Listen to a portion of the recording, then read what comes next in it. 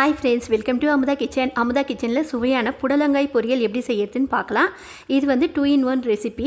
அதாவது புடலங்காய் ஃப்ரையாகவும் இதை வந்து நம்ம சாப்பிட்லாம். இதோடு வந்து வடித்து ஆறவிட்ட சாதம் போட்டு கலரி ஃப்ரை ரைஸாகவும் சாப்பிட்லாம். நல்ல வந்து டெலிஷியஸான டேஸ்ட் அருமையாக இருக்கும் ஃப்ரெண்ட்ஸ். ஹெல்த்தியான ரெசிபி. வாங்க எப்படி செய்யறதுன்னு video. Hi friends, welcome to Amudha kitchen. Amudha கிச்சனில் சுவையான புடலங்காய் பொரியல் எப்படி செய்யுதுன்னு பார்க்கலாம். இந்த புடலங்காய் பொரியல் செய்யறதுக்கு தேவையான பொருட்கள் இதெல்லாம் வந்து ட்ரையாக வறுத்து பொடி செய்ய வேண்டிய பொருட்கள். வட்டல் மிளகாய் கரெக்டாக வந்து ஒரு 8 எடுத்துகிட்டு இருக்கேன். 8லேருந்து 9 எடுத்துக்கலாம். காரம் வந்து இது கொஞ்சம் அதிகமாக இருக்கும், அதனால் நீங்கள் வந்து காரம் குறைவாக வேணும் அப்படின்னு சொன்னால் 4லேருந்து 5 எடுத்துக்கோங்க. துவரம்பருப்பு 1 டீஸ்பூன், சீரகம் 1/2 டீஸ்பூன், மிளகு 1/2 டீஸ்பூன், உளுத்தம்பருப்பு 1 டீஸ்பூன், தேங்காய் பத்தை 2 பத்தை அளவுக்கு எடுத்துக்கலாம். இது எல்லாமே வந்து ட்ரை ரோஸ்ட் பண்ணிக்கணும். இந்த வற்றல் மிளகாய், பருப்பு, சீரகம், மிளகு, உளுந்து இது எல்லாத்தையும் வந்து எண்ணெய் விடாத ட்ரையாக வறுத்துட்டு ஃபைனலாக வந்து இந்த தேங்காவை சேர்த்து ஒரு வறுவறுத்து எடுத்துக்கலாம்.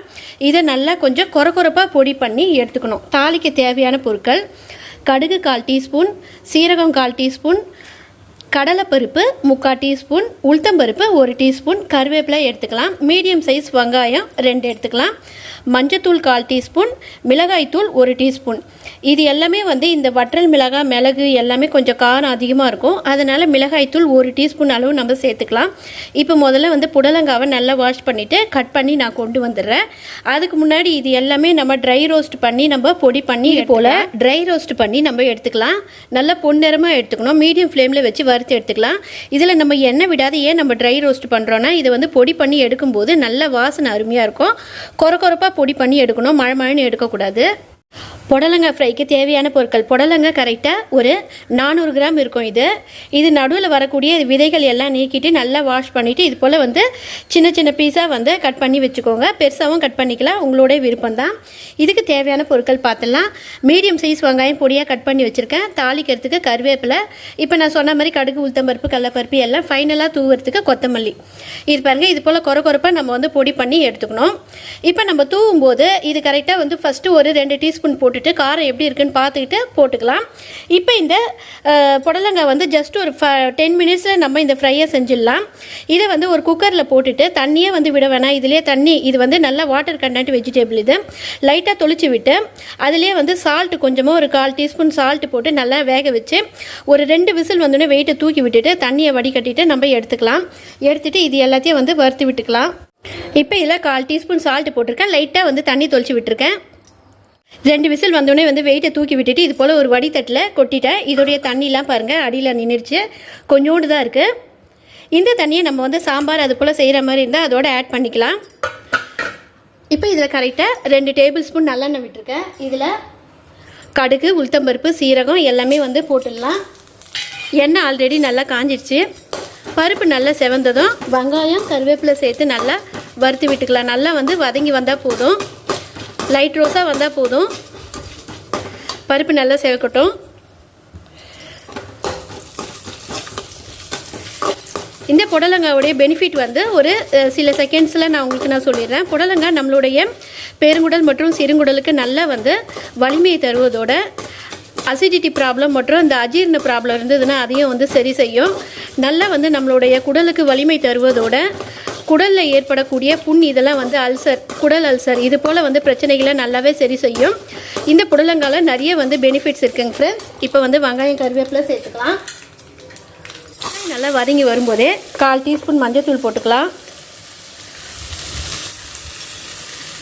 கரெக்டாக 1 டீஸ்பூன் தலை வெட்டி போடுங்க, அதிகமாக வந்து மிளகாத்தூள் தேவையில்லை. 1 டீஸ்பூன் மிளகாய்த்தூள், 1/4 சிட்டிகை பெருங்காயம் சேர்த்துக்கலாம். இதோட வந்து கொஞ்சமாக நம்ம வந்து காய் வேக வைக்கும் போதே 1/4 டீஸ்பூன் சால்ட்டு போட்டிருக்கோம். அதனால் வெங்காயம் நல்லா வதங்கி வரணும், காயில் நல்லா கொஞ்சம் உப்பு ஊறணும். அதனால் 1/4 சிட்டிகைக்கு கொஞ்சம் கம்மியாக வந்து சால்ட்டு சேர்த்துக்கலாம். இதை நல்லா நம்ம வதக்கி விட்டுக்கலாம். இந்த புடலங்காய் ஃப்ரை சாம்பார் சாதம், ரசம் சாதம் எல்லாத்துக்கும் செட் ஆகும் ஃப்ரெண்ட்ஸ். தயிர் சாதத்துக்கு ரொம்ப அருமையாக இருக்கும். இதுலேயே கொஞ்சமாக வடித்து ஆற விட்ட சாதத்தை போட்டு பிள்ளைகளுக்கு ஃப்ரை ரைஸாகவும் கொடுக்கலாம். 2-in-1 ரெசிபி இது. பிள்ளைகள் இது சாதாரணமாக வந்து கொடுத்தா புடலங்காய் இதெல்லாம் சாப்பிடவே மாட்டாங்க. இது போல் நல்ல ஒரு டேஸ்டியான ஸ்நாக் போல் நம்ம செஞ்சு கொடுத்தோம்னா ஃப்ரைட் ரைஸாக அருமையாக சாப்பிடுவாங்க. இப்போ பாருங்கள், இது நல்லா வெங்காயம் வந்து இந்த அளவுக்கு வெந்து வந்தது. இது போதும். இதோட நம்ம வந்து வடிகட்டி வச்சுருக்கிற வேக வச்சு வடிகட்டின புடலங்காயை இதோடு சேர்த்துக்கலாம். நல்லா கலந்து விட்டுக்கலாம். அருமையாக நமக்கு வந்து புடலங்காய் ஃப்ரை ரெடி ஆகிட்டே இருக்குது. இப்போ இதை வறுத்து அரைச்ச இந்த பொடியிலேருந்து 3 டீஸ்பூன் நல்லா கோபுரமாக எடுத்து வச்சுருக்கேன். இதை போட்டுக்கிட்டு நம்ம காரம் எந்த அளவுக்கு இருக்குதுன்னு பார்த்துக்கிட்டு நம்ம அப்புறமா இதை மீதி சேர்த்துக்கலாம். இதை நம்ம மீதி இருக்கிற பொடி வந்து பாழாயிடுமோன்ட்டு நினைக்க வேண்டாம். இது ஒரு ஏர்டைட் டப்பாவில் வச்சு லைட்டாக வந்து சால்ட் மிக்ஸ் பண்ணி ஃப்ரிட்ஜில் வச்சுட்டோம்னா 1 மந்த் வரைக்கும் நமக்கு வந்து கெடாமல் இருக்குங்க ஃப்ரெண்ட்ஸ். நம்ம எப்போல்லாம் வந்து புடலங்காய் ஃப்ரை வந்து செய்கிறோமோ இது போல் வந்து சுவையாக பொடி போட்டு செஞ்சோம்னா டெலிஷியஸாக இருக்கும். நம்ம டக்குன்னு வந்து ஒரு ஃப்ரை ரைஸும் செய்யலாம். இப்போ இதை நல்லா கலந்து விட்டாச்சு. கொத்தமல்லி தூவி நம்ம இறக்க வேண்டியது தான். ஃப்ரை ரைஸ் அண்ட் புடலங்காய் ஃப்ரை 2 in 1 ரெசிபி நமக்கு அருமையாக ரெடி ஆகிடுச்சு பாருங்கள். இப்போ நம்ம கொத்தமல்லிக்கு மீடியமாகவே இருக்குங்க ஃப்ரெண்ட்ஸ். அதனால் இதை வந்து நான் அப்படியே நிறுத்திட்டேன். இது நம்ம லைட்டாக சால்ட்டு கலந்து ஃப்ரிட்ஜில் ஸ்டோர் பண்ணி வச்சிடலாம் ஒரு ஏர்டைட் டப்பாவில். சால்ட்டு கொஞ்சம் கம்மியாக இருக்குது, கொஞ்சம் சால்ட்டு போட்டுக்கலாம். ஓகேங்க ஃப்ரெண்ட்ஸ், இது போல் வந்து புடலங்காய் ஃப்ரை அண்டு ஃப்ரை ரைஸ் நீங்களும் வந்து ட்ரை பண்ணி பாருங்கள். ஓகேங்க ஃப்ரெண்ட்ஸ், இந்த வீடியோ உங்களுக்கு பிடிச்சிருந்தா லைக் பண்ணுங்கள், ஷேர் பண்ணுங்கள், மறக்காமல் சப்ஸ்கிரைப் பண்ணிவிட்டு பெல் ஐக்கானையும் தட்ட மறக்காதீங்க. அதோட ஆல் அண்ட் ஆப்ஷனையும் தட்டி விட்டுருங்க. நாங்கள் டெய்லியும் போகிற வீடியோ உங்களுக்கு நோட்டிஃபிகேஷனில் வரும் ஃப்ரெண்ட்ஸ். பாய், தேங்க்யூ.